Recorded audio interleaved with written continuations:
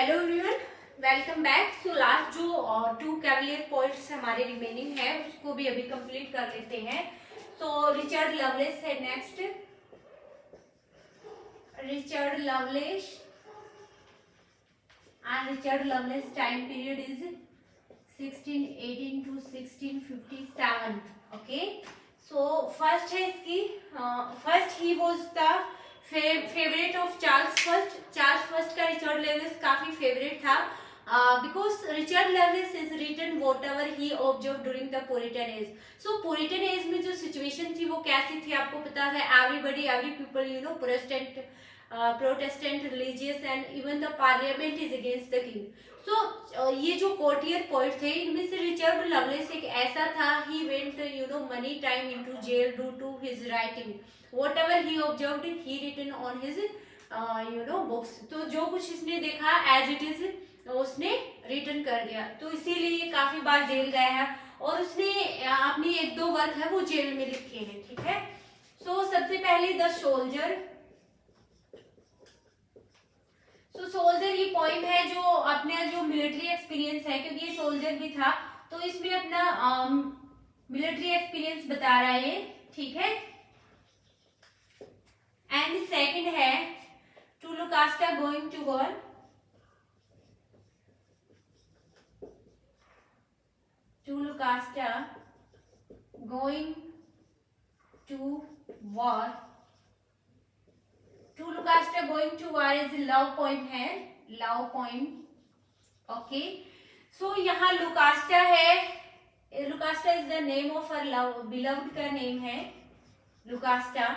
और यहाँ जो लवर है he is going to the war, war में जा रहा है फॉर द फाइट। जो उसकी बिलव्ड है she is very depressed, she is very sad.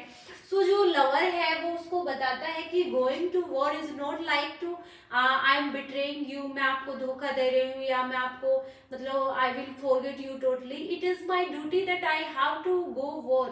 Okay, मुझे वॉर में जाना पड़ेगा, ये मेरी ड्यूटी है।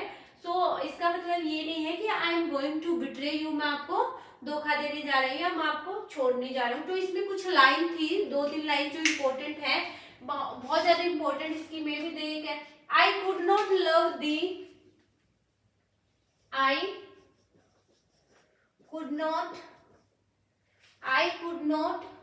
love thee. Just 1 minute.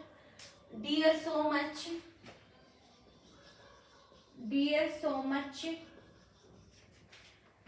Loved I not honor more. Loved I not honour more. Okay, ये इसकी लाइन है भाई, आप एक बार लिख लेना, इसको देख लेना। May be they can ask you, ये एक बार लाइन है वो कई बार जैसे लाइन में रिपीट होती है ना पोइम में, तो ये बहुत इंपॉर्टेंट लाइन है जो उसको सिंबलाइज कर रहा है। ठीक है, लास्ट है to Althea from prison. To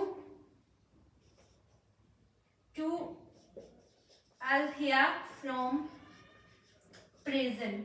okay, so ये पोइम है जो उसने जेल के अंदर लिखी थी। ठीक है, और इसमें जो लाइन है वो भी बहुत ज्यादा इंपॉर्टेंट है। 2 लाइन है सिर्फ आपको। Stone wall don't a prison make, stone wall don't a prison make, nor iron bar a case, nor iron bar a cage. ठीक है, ये कह रहा है कि stone wall don't a prison make. Stone की जो वॉल है इसका मतलब ये है पत्थर की दीवार है वो उसको प्रिजन, उसको बंद कर देगी।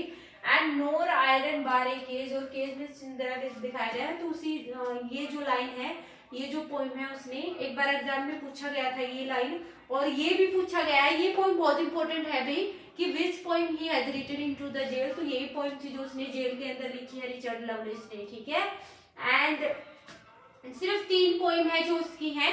लास्ट हमारा जॉन सकलिंग है और उसकी तो एक ही पोइम है। ठीक है, तो I am going to rub it. आप वीडियो को पॉज करके और फिर आप नोट्स बना लीजिए। ठीक है, जॉन सकलिंग रह गए हमारे लास्ट। भाई इसमें कोई स्टोरी बताने लायक तो है नहीं, पॉइंट्स है उसमें, तो पॉइंट्स को कभी डीप में पूछा नहीं जाता। टाइटल बहुत इंपॉर्टेंट होता है, टाइटल और कुछ कुछ लाइन है जो पॉइंट्स की कभी कभी एग्जाम में पूछ ली जाती है, जो मैंने ऑलरेडी आपको लिखवा दी है। जॉन सटलिंग है, इसमें बैलेड अपॉन वेडिंग एक ही है इसका, ballads upon wedding, upon wedding, ठीक है। बैलेड अपॉन वेडिंग है जो उसने जॉन लॉर्ड लवलेस की शादी पे लिखा था, जॉन लॉर्ड लवलेस, ओके। बाकी पूछेंगे नहीं लेकिन बता देती हूँ, इसकी शादी पे लिखा था। सिर्फ एक है ये बैलेड, ठीक है, बैलेड्स अपॉन वेडिंग जो जॉन सटलिंग का है, दैट्स ऑल, ठीक है। सो इतना ही था, ज्यादा कुछ नहीं है। इसने जो लॉर्ड लवलेस है उसकी शादी को डिस्क्राइब किया है इसमें, ठीक है। And that's all. इसी के साथ जो हमारे कैवलियर्स पॉइंट है वो भी यहाँ कंप्लीट होते हैं भाई। और मैंने इनको जल्दी जल्दी इसीलिए कराया क्योंकि इसमें कुछ याद करने जैसा कुछ नहीं है कि आपको स्टोरी ज्यादा डीप में करवाए या कुछ, क्योंकि पॉइंट्स है, और पॉइंट्स आपको पता है कितनी, आपने प्रीवियस ईयर पेपर भी देखे होंगे, पॉइंट से कभी डीप में कोई क्वेश्चन नहीं आता। एक दो लाइन है जो बहुत ज्यादा पॉइंट में इंपॉर्टेंट होती है तो उनको कई बार वो पूछ लेते हैं, वरना टाइटल इज इनफ, टाइटल ही पूछते हैं, और टाइटल आपके लिए बहुत इंपॉर्टेंट है ये सभी, ओके। सो इसी के साथ हमने जो हमारे कैवलियर्स पॉइंट थे वो भी यहाँ कंप्लीट होते हैं।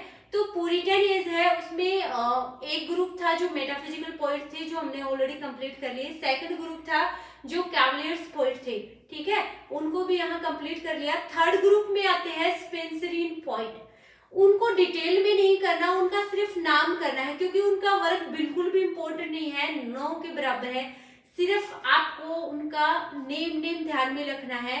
कई बार जैसे आता है ना, find out the Cavalier points, sorry Spenserian point among them, ठीक है, तो ऐसे करके पूछ लेते हैं कि कौन कौन है। एक्चुअली आपको ये पता होने चाहिए कि स्पेंसरियन पॉइंट कौन कौन है, ठीक है। तो वो नेक्स्ट क्लास में करते हैं हम भाई।